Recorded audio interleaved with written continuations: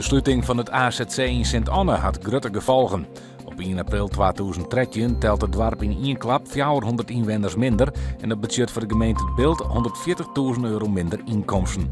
In Friesland binnen alleen nog AZC's in Burgum en Drachten. De Ljouwte kranten besjocht op het stuit dat ze takkenmierlijk een Maaskranten willen wollen.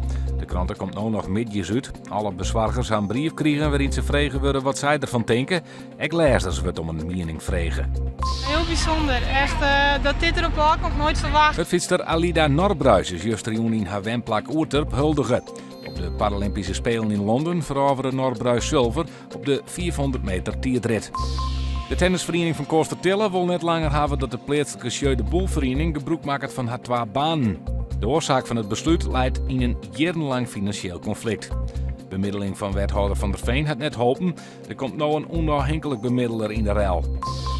Jong wordt de wien minder sterk en bleef het droog. Morgen uit een trage Rijnbui. In het zuiden van de provincie bleef het wel droog. De temperatuur komt uit op zo'n 15 tot 16 graden.